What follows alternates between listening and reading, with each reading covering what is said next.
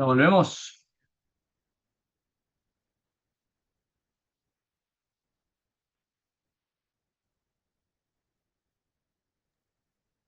Pero, Bien. Entonces, vamos a hablar de delirium, que es otro de los síntomas más prevalentes en cuidados paliativos, sobre todo en etapas avanzadas de la enfermedad.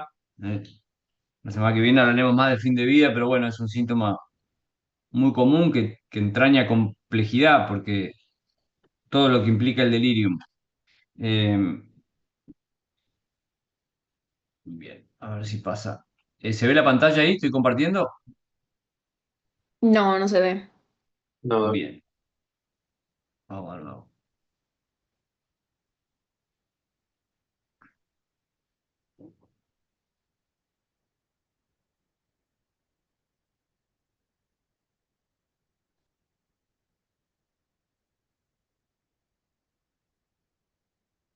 ahí Ahora, sí. bien. Entonces, delirium.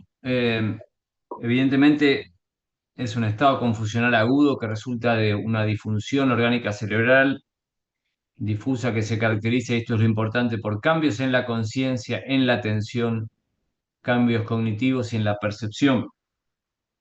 O sea, ese episodio confusional que tan difícil es cuando ocurre, de día o de noche, cambios en la conciencia, en la atención, cambios cognitivos y en la percepción. Eh, es muy prevalente en nuestros pacientes y muchas veces ocurre que interfiere procesos que venimos haciendo. Venimos acompañando, haciendo un proceso de despedida, de cierre biográfico, de tanto proceso de adaptación y aceptación de lo que está pasando con el paciente en esa etapa de la vida, ¡pup! Y mete un delirium y bueno, y desordena todo el recorrido, agrega sufrimiento al que ya está viviendo ese paciente y esa familia, y bueno, y tiene mucha prevalencia, como ven, es muy común en pacientes con cáncer en general. Uno de cada tres, cada cuatro tienen delirium, y la mayoría, casi el 80%, tiene delirium en el final de la vida. Este es un tema no menor, es un factor independiente de mal pronóstico. Nosotros sabemos que un paciente con enfermedad avanzada, que en el amplio sentido puede estar entrando en las últimas semanas de la vida, cuando agrega delirium es un factor independiente de mal pronóstico. Viene a empeorar el pronóstico. Probablemente los tiempos se aceleren cuando aparece el delirium. Nos está diciendo, bueno, veníamos mal, pero de repente aceleramos y nos ponemos peor. El delirium como factor independiente de mal pronóstico. Muchas veces subdiagnosticado, porque el delirium cuando es florido lo diagnosticamos todos, o sea, quiere tirar de la cama, se arranca la vía, ¿no? No reconoce a la gente, ok, pero muchas veces pasa desapercibido y muchas veces tratado como dolor. Estuvo incómoda la noche, no durmió tan bien y entonces le duele, dice la familia, vas, le das más rescates de morfina y en general uno viene a empeorar las cosas. Para mí es uno de unos grandes desafíos con las distintas camadas de residentes, siempre ir a identificar el delirium, ir a ver que a veces, muchas veces es más delirium que dolor lo que está pasando. Cuando una familia al día siguiente te dice no durmió bien, estuvo un poquito inquieto, bueno, estuvo un poco intranquilo, eso es un delirium hasta que me demuestren lo contrario. Lo que tiene el delirium, como vamos a ver dentro de un rato, es que es fluctuante. Es una característica del delirium a diferencia del deterioro cognitivo de la demencia. Vos podés tener un paciente totalmente conectado, lúcido y orientado, y a la hora que está en Narnia, desorientado, no reconoce, está excitado, se quiere tirar de la cama. La fluctuación es una característica del delirium.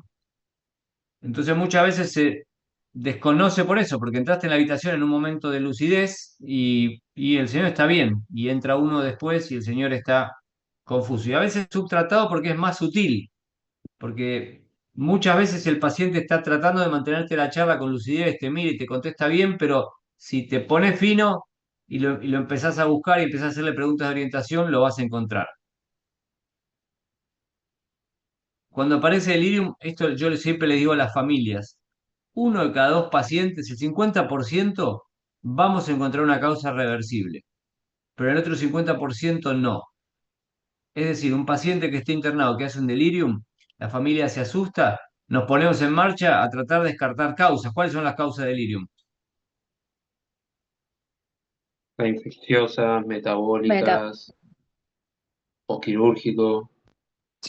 Globo vesical, bolo Bien, fecal. bien. Fármacos. Todo lo que dijeron. Entonces, delirium, tengo que ir a buscar la causa. Lo cultivo, tuvo fiebre, hago imágenes, hago laboratorio, veo electrolitos, veo la función renal, veo los fármacos.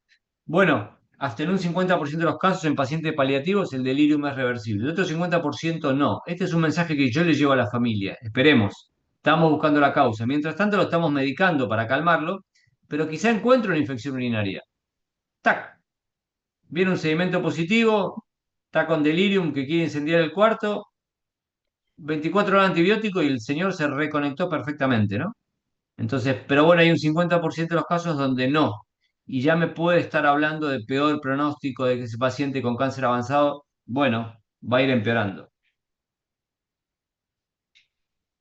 Hiperactivo, hipoactivo, mixto. El más difícil de encontrar, si bien dicen que es el más frecuente, es el hipoactivo, ese paciente que está como más dormido, menos reactivo, con menos iniciativa. Vas a preguntar y se te queda dormidito y bueno, está tranquilo, es un paciente tranquilo, listo, me voy de la habitación. No, volvé porque quizás está confuso. Vieron que cuando uno entra en una habitación y el paciente está tranquilo, mejor, pero bueno, a veces el mejor es que está con delirium. O puede estar pasando otra cosa como en el anterior, que estaba con toxicidad por opioides. Bueno, entonces decíamos, cambios en la conducta, cambios en la atención, cambios en la cognición, cambios en la percepción. ¿Qué cambios en la conducta pueden tener los pacientes? Ya pueden pasar a tener conductas agresivas contra sí mismos, contra los elementos que tienen, contra las personas alrededor. Perfecto, eso es más evidente. Se ponen a veces más irritables, cambian su forma de estar, de reaccionar, se ponen violentos. Cambios, ¿qué cambios en la atención? ¿Cómo te das cuenta que tienen cambios en la atención? O sea, no conectan, capaz más en el hipoactivo, pero no conectan con lo que capaz hay alguien que les va a hablar, les haces una pregunta, o pasa algo en el entorno, o hay un ruido, hay algo, y no, como no Exacto, conectan. están más dispersos, exactamente, no conectan con la charla, se dispersan, van cambiando de tema, pero bueno, hay que ir a buscarlo, hay que prestarles atención.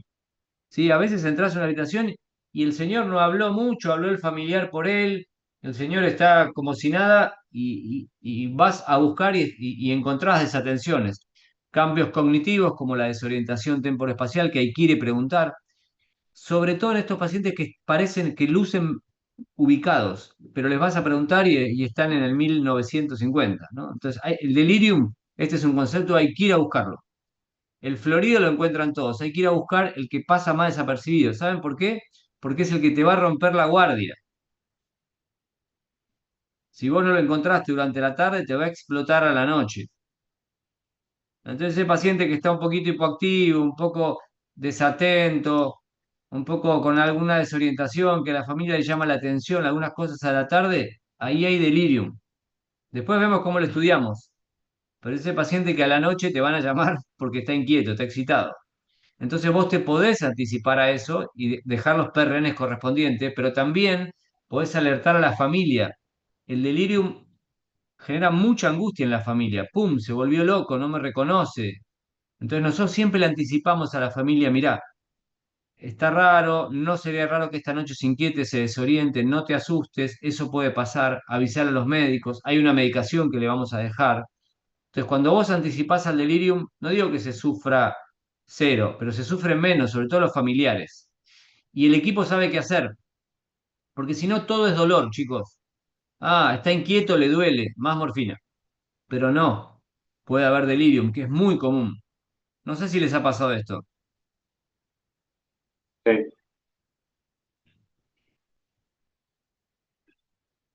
Bueno, supongamos que sí.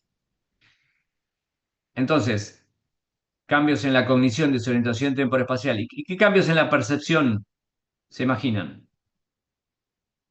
O sea, depende del tipo de delirium, pero solamente pacientes que pueden cursar con alucinaciones visuales, sobre todo. Muy bien. ¿Qué ven los pacientes? ¿Qué alucinaciones visuales tienen? O sea, el contenido de la alucinación, dice En usted, general, miren, hay que preguntarles esto. El paciente difícilmente te diga, sobre todo el que está, el delirium más sutil, el que está excitado ya te vas a dar cuenta, pero el delirium más sutil le tenés que ir a preguntar, ¿viste bichitos? Y te miran como diciendo, sí, vi bichitos. ¿Y por dónde caminan los bichos? Por ahí, por la pared. O sea, el delirio, la alucinación hay que preguntarla. Alucinaciones visuales, alucinaciones auditivas. ¿Escuchaste a alguien que te hablaba? Sí. ¿Y había alguien o no había nadie? No te lo van a decir solo, lo tenés que ir a preguntar. Alucinaciones táctiles. ¿Sentiste que alguien te tocó? Y te dicen, te miran raro y te dicen, sí, sentí que me tocaron y no había nadie. Tac, delirium. Vas a buscar las causas, vas al laboratorio, vas a descartar la infección, pero lo vas a medicar. Porque el delirium, en ese momento que lo diagnosticás, por más que esté suavecito, ya lo tenés que cubrir porque es el que se te dispara a la noche. Entonces, esas son las preguntas que hay que hacer. Tienen que ir a preguntarle dónde estamos, cómo te llamás. Perdóname que te haga estas preguntas que son incómodas. Ya lo saben, pero el delirium hay que buscarlo. ¿Algún comentario, alguna pregunta?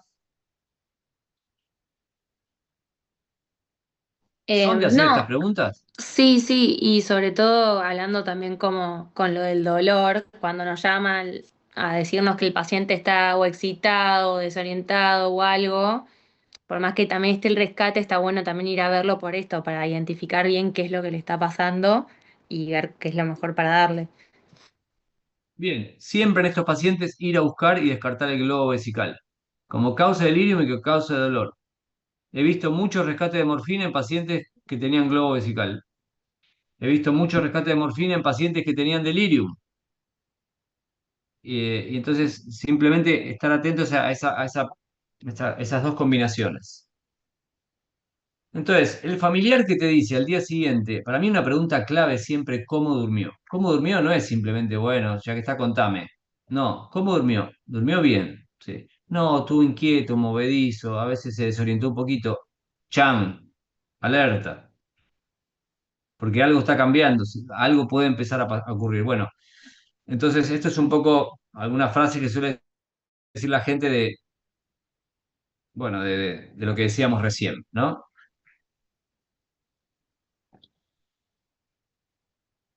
Hay un estudio interesante que demostró que los pacientes cuando salen del delirium, cuando se recuperan del delirium, lo recuerdan. El 54% de pacientes cuando salió el delirium, o sea, lo corregimos, corregimos el medio interno, corregimos la infección, bajamos el edema de la metástasis cerebral, lo que sea, el paciente sufre el delirium, lo sufrió. Es una experiencia distresante, por eso, entre otras cosas, queremos aliviarlo, ¿no? Estas son las causas. Fíjense que la mayor parte de las veces pueden tener que ver con fármacos, también causas metabólicas. Hay una causa metabólica que nosotros siempre insistimos que, no digo acá, pero a veces pasa por alto. Paciente oncológico avanzado, que también es un factor de mal pronóstico. la malnutrición. ¿Cuál? Malnutrición. No, causa metabólica. Mm. ¿Alteraciones en el sodio? No, hiponatremia es causa de delirium, hipernatremia también, insuficiencia renal. Bien. O una causa metabólica muy importante. Hipercalcemia. Sí, hipercalcemia. Hipercalcemia. Hipercalcemia siempre hay que pedir, paciente confuso, hay que pedirlo lo habitual, pero hay que pedir un calcio. Ustedes quizá lo hacen acá porque es por rutina, pero en otro lado no. Paciente que hace delirium, que además instaló la falla renal, porque la hipercalcemia viene con falla renal y otras cuestiones, nada, hay que ir a buscarla. Es muy del paciente oncológico y también es un factor de mal pronóstico. Y después esto que decíamos recién, causas estructurales, centrales, en fin. En general, a veces estas causas pueden combinarse, lo que complejiza, pero bueno, si encontrás la causa, lo revertís y lo mejorás. Pero mientras tanto lo tenemos que tratar. ¿Y cómo lo tratamos?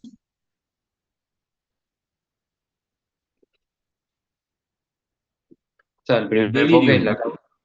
¿Cómo? la causa, obviamente, o sea, el tratamiento basal, Primero voy a la causa, sí. y, o sea, tratar una infección, suspender un medicamento, corregir un déficit metabólico, y después están, o sea, medicaciones ayudantes para el delirio, que hoy en día se usan mucho antipsicóticos atípicos como la olanzapina. Bien, la droga de elección en cuidados paliativos sigue siendo, aunque no lo usemos tanto acá, pero está al inicio de nuestros algoritmos, es el haloperidol. Haloperidol vía oral o vía endovenosa subcutánea es lo que deberíamos indicar. Acá hay una tendencia a que pongamos mucho olanzapina y antipsicóticos atípicos por vía oral, pero la verdad que el algoritmo debería arrancar con haloperidol. Haloperidol 2,5 miligramos cada 8 horas, cada 12 horas. Yo tengo un paciente con delirium, voy y lo rescato con media ampolla de haloperidol, que es lo que voy a dejar de PRN. Paciente que yo sé que puede hacer un delirium, les voy a decir, chicos, dejamos de PRN 2,5 de alopi, que es media ampolla. Si hace el delirium a la noche, le das media ampolla de haloperidol. Si a la media hora o a la hora sigue inquieto, le podés repetir la media ampolla de haloperidol. Y probablemente dejemos reglado el haloperidol 2,5 o 5 cada 8. La droga de inicio debería ser haloperidol. Para mí tenemos un abuso un poco desordenado de antipsicóticos atípicos. Estoy hablando del paciente en cuidados paliativos, ¿eh? En cuidados paliativos.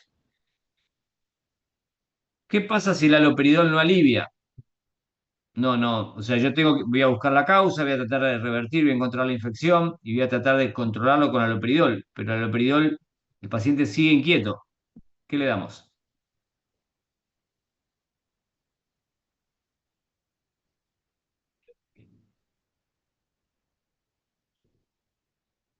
El haloperidol no alivió, el paciente sigue excitado, se te tira en la cama, lo tenés que calmar, no tiene globo, ya le pediste los laboratorios, todavía no sabes si está infectado, no sabes cuál es la causa, pero tenés que calmar el delirium. Paciente en paliativos, ¿qué le damos? Le- Levomepromacina. Exacto. Levomepromacina. Es la droga siguiente, el haloperidol, que es un poco más sedativa. Nosotros lo usamos muchísimo, nos habrán escuchado. Levomepromacina. ¿Qué dosis de levomepromacina le indicás a ese paciente que está estado ahora en tu 12,5 creo que es la dosis inicial. Exactamente, media ampolla. Así como es media ampolla de Alopi, 2,5, media ampolla de levomepromacina, 12,5. Le das un bolo de levomepromacina. Si a la media hora, a la hora no alivió, le podés repetir media ampolla más, hasta serenarlo. Y después seguramente dejaremos o una infusión continua o la levomepromacina arreglada cada 8 horas. ¿Está bien? Ahora en el hospital no hay levomepromacina. ¿Qué estamos usando? Clorpromacina. Clorpromacina, en la misma dosis que levomepromacina. Un bolo de 12,5 y quizá dejamos una infusión continua con 25 a pasar en un día o 50 a pasar en un día. Bien, podemos usar risperidona, podemos usar olanzapina, de hecho las usamos por vía oral, pero yo les describo lo que describen los algoritmos. Si usamos olanzapina a la noche, ok, usamos risperidona a la noche o quetiapina, perfecto, pero bueno, en nuestros pacientes deberíamos ir por este lado. Les quiero dejar como esta diapo también en cuanto al enfoque del delirium. Hay un delirium que si yo estimo que puede ser reversible, ok, hablo con la familia, indico los tratamientos farmacológicos y no farmacológicos, bajo un poco la ansiedad, explico lo que está pasando, pero puede ser que el paciente tenga un delirium que sea delirium de fin de vida. Existe el delirium de fin de vida. Es ese paciente que vos lo ves muy frágil, ya con pulso débil, presión baja, que quizá tiene 2, 3 días por delante y te hace el delirium como factor de mal pronóstico 2, 3, 4 días antes de morir. Bueno, la explicación a la familia del delirium va de la mano de explicarle que, bueno, probablemente esté entrando en el final de la vida. ¿Sí? Pero no siempre el delirium es final de vida. Siempre, cuando un paciente venía relativamente estable, caminando, se bañaba solo, ayer desayunó solo, es reversible. Algo cambió de un momento para el otro. ¿Está bien? ¿Por qué les digo esto? Porque si alguna vez les toca estar en la guardia, ya harán guardias, te llega un paciente, bueno, cáncer de colon, metástasis hepática, metástasis cerebrales, metástasis pulmonares, entras en el box 7 de la guardia, está en delirium, decís, ah, tiene cáncer, todo ese cáncer se está muriendo. Lo ves confuso, lo ves dormido, y siempre uno pregunta, espera, ¿cómo estaba la semana pasada? Bueno, estaba débil, estaba enfermo, pero todavía lograba pararse, bañarse solo, desayunaba. ¿El cambio fue abrupto? ¿El delirium de un momento al otro se instaló y lo puso así de frágil? Sí. Bueno, vamos a buscar la causa de este delirium, ¿está bien? Por más que tenga mucha metástasis, siempre preguntar cómo estaba la semana pasada. En algún caso habrá un delirio irreversible y en algunos casos será delirium de fin de vida. Acá es lo que decíamos antes. Haloperidol, la droga de elección. Estas son las dosis. También se puede usar por vía oral. Nosotros en los domicilios indicamos haloperidol, que viene en gotas, 2 miligramos por mililitro. Le indicamos esto, 20 gotitas cada 8 horas, 10 o 20 gotas cada 8 horas. Si el paciente que está inquieto y desorientado en la casa, toma sus gotitas. Y si no, como decíamos, el plan endovenoso, pero ya requiere la internación. ¿Alguna pregunta?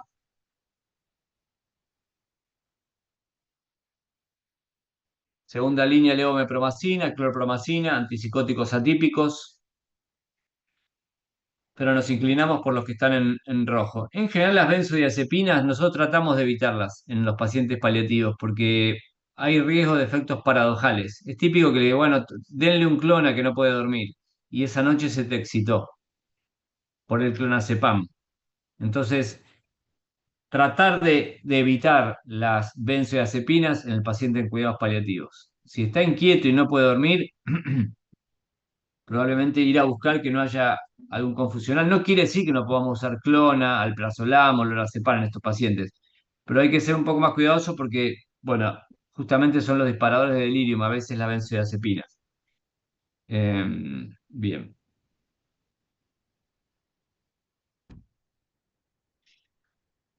Lo vamos a hablar la semana que viene, pero uno de los desafíos es que en el final de la vida el delirium es uno de los síntomas más refractarios que puede llegar a motivar que necesitemos sedar al paciente.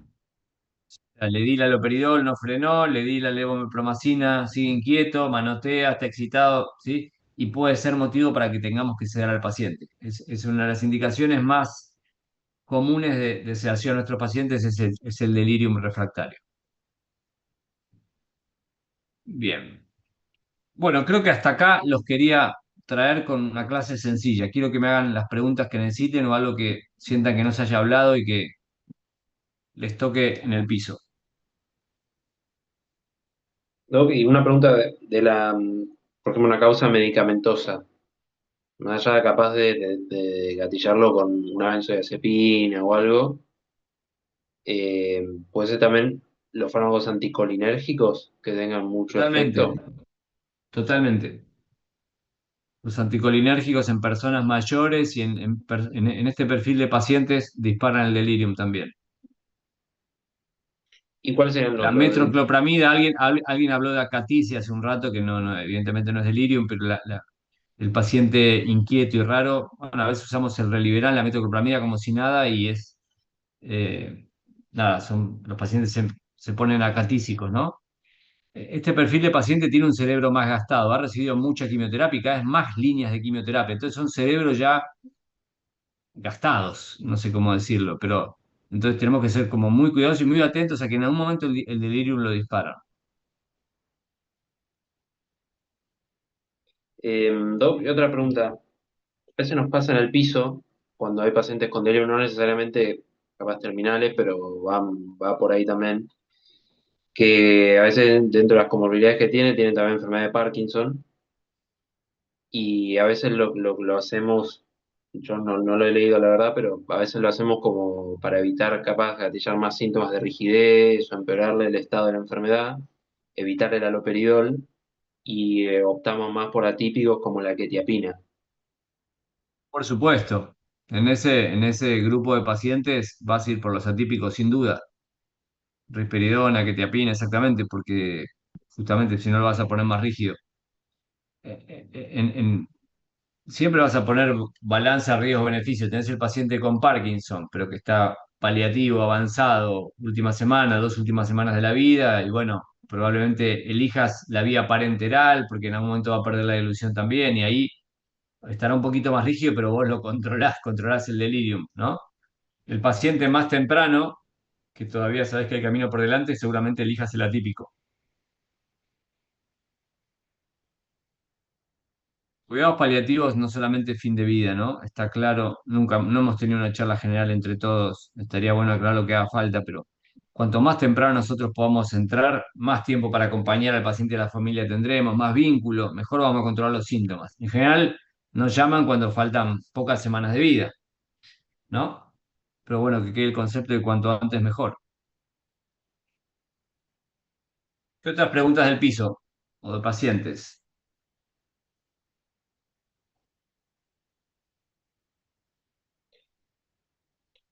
¿Son de indicar Ya, los PRNs?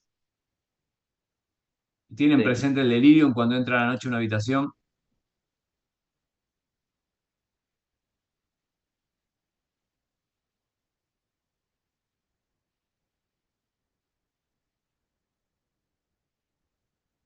En algunos Bueno, casos, Sí, sí, creo que todos hemos tenido algún paciente que se haya complicado en un delirio a la noche, porque hay un montón de pacientes oncológicos internados y creo que por lo menos los R2 seguro todos y los R1 no sé si todos, pero bueno, hemos tenido la experiencia y creo, va, por lo menos conmigo fueron re insistentes en este sentido de buscar la causa, o sea, no solamente tratar el síntoma.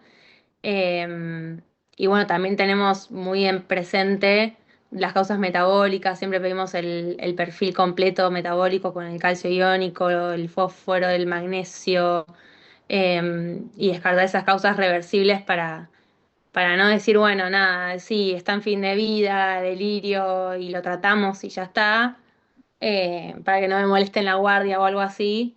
Eh, y creo que sí lo hemos experimentado, pero nada, está muy buena esta charla porque la verdad es que creo que no habíamos tenido un abordaje así tan más claro y más dedicado a esto. Y está bueno. a mí me preocupa un poquito el delirium todavía en el hospital, ¿saben? O sea, nos preocupa. Yo no lo veo bien manejado. Eh, no lo veo bien manejado, la verdad.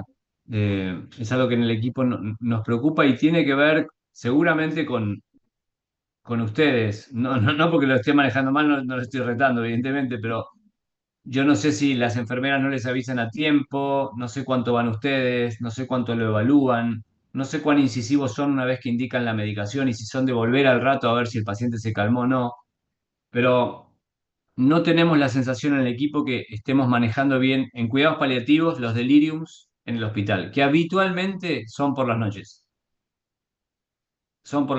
y seguramente dependan de ustedes, porque el rol en el que están hoy te van a llamar a vos, sos R1, sos R2, R3, ¿no? Entonces, eh, tenemos una sensación desde hace un par de años que, miren, hay algo que ha cambiado en el hospital. Antes los pacientes morían en el hospital, ahora mueren la mayoría en UCIA. Muchos de sus compañeros superiores o los que terminaron residencia, UCIA se abrió en el 2021, ¿no?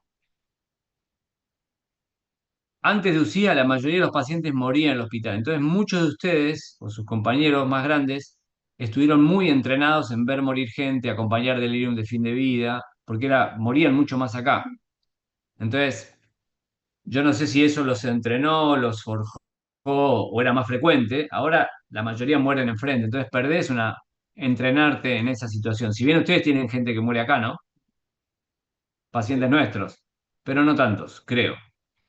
Entonces, creo que al tener menos de esta población, quizás fuiste perdiendo un poco de cancha o la poquita que tenés en estos pocos años, y ahí nos empezó a parecer que falta un poquito de manejo. Entonces, para mí es importante que se puedan quedar con estos conceptos claros y que hablemos lo que haga falta, porque las noches van a depender mucho de ustedes. Estas noches, dependen de ustedes, díganme si no. Sí. Depende que la enfermera te avise, evalúe el síntoma y depende que vos vayas, detectes el delirium, vuelvas a la hora a ver si se calmó. nada, a veces estamos hablando de los últimos 3 o 4 días de la vida de la gente y la gente, el termómetro que pasan es pasó mal la noche, o sea, se murió mal. Quizá le dimos un acompañamiento excepcional, pero si estas últimas 2 o 3 noches no supimos manejar el delirium, la foto que queda en la familia es murió mal. A veces el delirium es haloperidol, clorpromacina o levomepromacina, y a veces el delirium es saber sedarlo cuando hay que sedarlo. La sensación de capelut, ¿cómo se llama este señor que les dije recién? Eh, es que el señor murió al día siguiente, pero la noche que tuvo fue muy mala. El señor murió el domingo a las 2 de la tarde, pero pasó con un delirium de sábado a domingo mal controlado. Hablamos con la familia, lo sedaron a media mañana, pero a la noche tuvo una muy mala noche. Esa es la foto que quedó en la familia. A veces no es fácil entrar a una habitación y decir, bueno, voy a empezar comida, no, lo tengo que sedar. Pero bueno, ténganlo en el radar para que hablemos o aclaremos al día siguiente lo que haga falta. ¿Está bien? Este, bien, ¿algún comentario? Perdón, una pregunta más de también el manejo, capaz del dinero ya un poquito más resistente, con lo que es la sujeción mecánica. Sí, en UCIA casi no hace falta. A veces hay que. ¿Por qué no hace falta? Porque somos incisivos con los fármacos, alopi, levomepro, hasta lograr serenar el delirium, incisivos con la presencia familiar que estén ahí y con la presencia de enfermería. O sea, acá yo sé que se va un poco de las manos, son más pacientes para menos enfermeras, ustedes están dando vuelta por todos lados, pero siempre vamos a tratar de no a la sujeción. No digo que sea mala palabra, pero eh, creo que está todo dicho. Vamos a tratar de controlar el síntoma sin tener que alguien esté atado, ¿no? Eh, entonces, bueno, tenemos que defender esa bandera y esos pacientes los aliviamos seguramente usando los fármacos que necesitemos. A veces, bueno, escalando la levomepromacina, agregándole un midazolam al que hay que agregárselo, todo lo vamos a tener que ir hablando, ¿no? En UCIA la sujeción es casi inexistente. Y mueren, miren, ayer murieron 3 pacientes en UCIA. Mueren todos los días, 1 o 2 pacientes por. Bueno, muy buena pregunta. ¿Qué opinas vos? A veces se hace complicado y es verdad que con el flujo de cosas que pasan en la noche o algo, termina así. A veces también las enfermeras como que te sugestionan un poco a eso. Eh, pero bueno, yo creo que capaz con el manejo con doble medicación, la mayoría terminan respondiendo a la sedación. La verdad no me ha pasado muchas veces tener que indicar sujeción. Eso, si ustedes logran firmeza en el manejo de este síntoma, listo, plántense y a la enfermera le dicen, dale, dale un rescate de Leo, vuelvo en media hora. En media hora vuelvo y estoy acá. Sigue inquieto, le dan medio rescate de Levo y no te tiembla el pulso. La enfermera te va a ver seguro, listo, y esperemos. Tratar de que el familiar esté. Es muy importante que ustedes vuelvan. Si ustedes das un rescate de Levo y desapareciste 6 horas y ese señor siguió inquieto, quizás no te volvieron a llamar, la enfermera no supo qué hacer, ¿viste? Entonces, el manejo del delirium implica que vos lo podés rescatar y a la media hora lo podés rescatar y a la media hora lo podés rescatar y en algún momento lo vas a terminar serenando. O decidís pasar de alope a levomé. Pero pues, si vos te plantás seguro, nada, la enfermera necesita eso, tu seguridad. No digo que sea fácil, ¿eh? No digo que sea fácil. Pero bueno, nada, lo van a conseguir.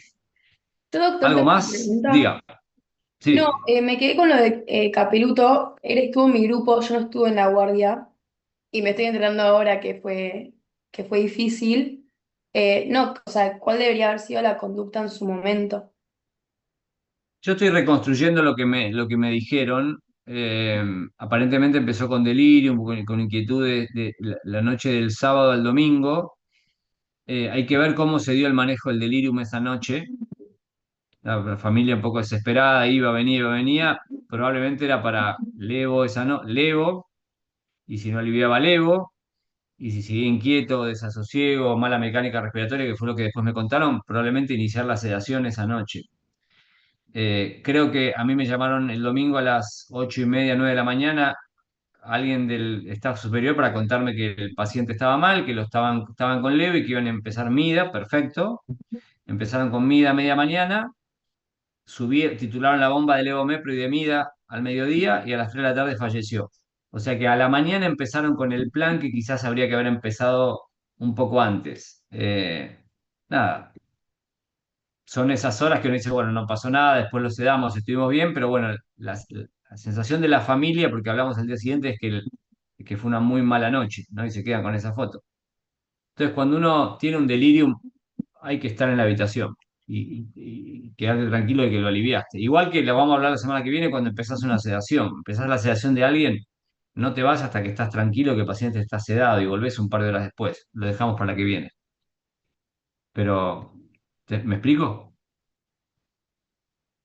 Sí, sí, perfecto. Yo, o sea, lo que pienso es que a veces hay mucho administrativo que quizás el sistema propio del hospital no permite que capaz estemos tipo, con tanta disponibilidad, este, y creo que eso es lo que falla mucho. A ¿A veces qué- somos muy a qué- pocos, las cosas tardan mucho en hacerse, a veces la medicación tarda en llegar, o sea, cómo se tiene que indicar por Pectra, todo eso quizás a veces es una barrera, creo, para... Muy bueno que lo esté diciendo. Nosotros sabemos que los rescates llegan lentísimo, lentísimo. Es lo que no nos pasa en UCIA porque está a 2 metros. Nada, si están detectando esos problemas, volvámoslos a hablar para que... entiendo que en el carro de paro en una época habíamos dejado unas ampollitas, no sé si de Mida o Levomepro, pero vayamos detrás de eso de nuevo. Si ven que es una dificultad, Sí, de hecho, a mí el domingo me pasó que justo con Capeluto, cuando yo recibo ya lo habían sedado y yo estaba con la clorpromacina, todo. Pero también voy a la enfermera y le digo, por favor, llevémosle ya un rescate de MIDA porque el paciente se despertó, está inquieto, está incómodo, la familia necesita verlo tranquilo. Y me dice, sí, indicalo en Pectra y se lo llevo. Le digo, no, necesito que se lo lleve ya. Y yo después te lo indico. No sé, como que eso que dice Delphi, a veces son muchas trabas que te ponen, depende de quién está, depende, porque a veces nada que ver, responden al toque, van, lo llevan y listo. Y de nuestra parte sí es súper importante estar atrás, no es tipo, bueno, le indiqué el rescate y ya me fui, no, no, no. no vi que haya pasado. Eso tenés que ir, estar atrás de la enfermera y decirle, dale, llevémoslo, vamos juntas, pasémoselo y te quedas hasta que se quede tranquilo. Eso de nuestra parte recontra mejorarlo, pero sí del otro lado muchas veces ponen muchas trabas. Yo lo tomo y lo voy a transmitir. Si el PRN está indicado, no lo tenés que indicar. Sí, estaba indicado, pero muchas veces igual te lo dice. Es como que buscan una forma de poner una traba. Igual, bueno, capaz fue en este momento puntual, me ha pasado varias veces igual, de que te dicen así, yo tipo, pero se indicaron ayer, ya está indicado. Bueno, ahí voy y te lo indico de vuelta, como se lo tuve que indicar de vuelta porque si no, no se lo iba a dar. Pero bueno. Bueno, nada, me comprometo a hablar un poco de nuevo de estos temas, a ver qué disponibilidad de fármacos tienen en los office de enfermería para que el camino sea rápido. Es un poco lo que vos decías, cuando uno indica un rescate de midazolam, si estás indicándolo es porque prácticamente tenés que quedarte ahí hasta que la enfermera vaya y lo dé, como un anticonvulsivante, cuando como un paciente esté infartando, no te vas a ir de la habitación cuando tengas uno de esos casos. Bueno, este, que tomen ustedes esa pauta también va a empujar un poquito a las enfermeras, pero me sirve un montón lo que están diciendo. Bueno, chicos, les prometí a las 7, son 7:05, así que llegamos hasta acá. La semana que viene hablamos de cuidado de fin de vida y sedación. Nos vemos mañana. Muchas gracias, muy amable. Chau, Gracias. chicos, gracias a ustedes. Chau, chau. Chao. Chau, chau.